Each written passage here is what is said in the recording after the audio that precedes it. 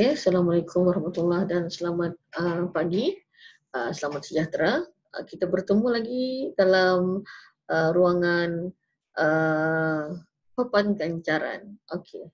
Jadi mana-mana rakan guru yang biasa mengajar, yang memang berada di dalam sekolah yang mengalami proses transformasi, papan ganjaran adalah perkara yang biasa didengar. Okey.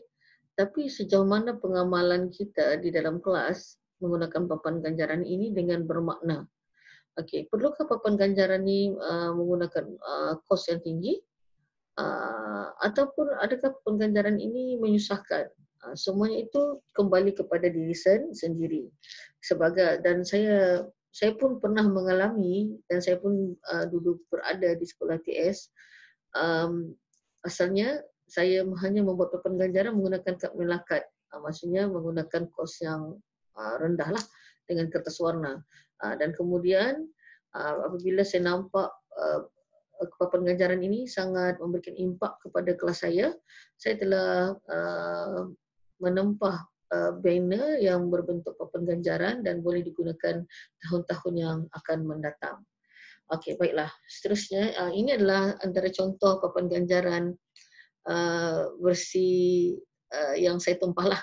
Okey, tapi tidak semestinya kita boleh menggunakan kertas A4, kertas warna dan banyak lagi. Jangan menyusahkan diri. Tetapi ini adalah contohlah papan ganjaran yang saya sediakan untuk kelas matematik saya. Jadi setiap kelas yang saya ajar mempunyai papan ganjaran yang ada tertulis nama saya di situ. Maksudnya rakan-rakan guru yang lain tidak bolehlah masuk ke dalam saya punya papan ganjaran. Okey. Nampak menarik dan kita berikan keselesaan kepada murid untuk memberikan apa saja nama kumpulan mereka. Jadi macam kita berikan hak kepada mereka kerana ini adalah peluang untuk mereka berseronok ketika belajar. Okey. Sebenarnya papan ganjaran ini kenapa pentingnya papan ganjaran dalam kelas ini antara beberapa yang saya rasakan dan yang saya alami.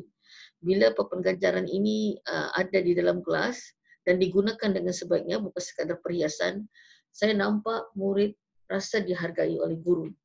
Dapat memotivasikan murid itu sendiri, menambah keberanian murid. Ada yang saya nampak murid yang mula-mulanya pasif, akhirnya sangat aktif apabila kita menggunakan papan ganjaran ini dengan betul. Semuanya bergantung kepada guru. Gurulah yang akan merubah sikap murid di dalam kelas. Daripada A menjadi ini, daripada warna hijau menjadi kuning. Semuanya adalah kepada guru. Gurulah yang akan membina murid dan akhirnya murid akan boleh bergerak sendiri. Dan di samping itu, saya melihat apabila papan ganjaran ini digunakan di dalam kelas dengan baik, nampak murid bersaing secara sehat. Dan ketika bersaing inilah kita nampak wujudnya suasana yang menyeronokkan. Maksudnya macam pengalaman yang saya lalui, apabila murid telah berjaya, mereka akan berlari-lari untuk mendapatkan stiker daripada saya untuk ditampal di papan ganjaran. Saya hanya menggunakan stiker yang murah lah, yang kos yang rendah kita untuk aktiviti papan ganjaran ni. Walaupun nampak benda itu simple, beli di DIY saja kan, tetapi murid sangat teruja mendapatkan stiker tersebut. Okay? Walaupun itu bukan duit, tapi mereka teruja kerana di dalam diri mereka sudah ada perasaan ingin bersaing sesama ahli di dalam kelas.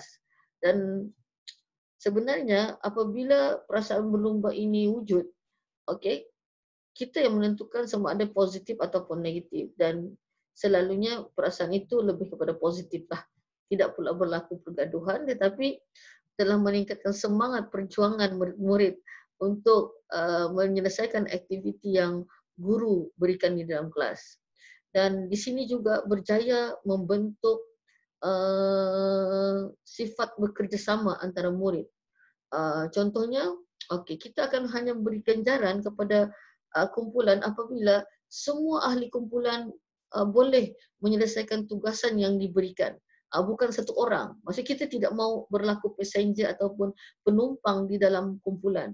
Kita mau aktiviti berkumpulan itu terlaksana dengan cantik. Maksudnya semua ahli terlibat. Bukan setakat seorang, dua orang atau tercicir satu orang.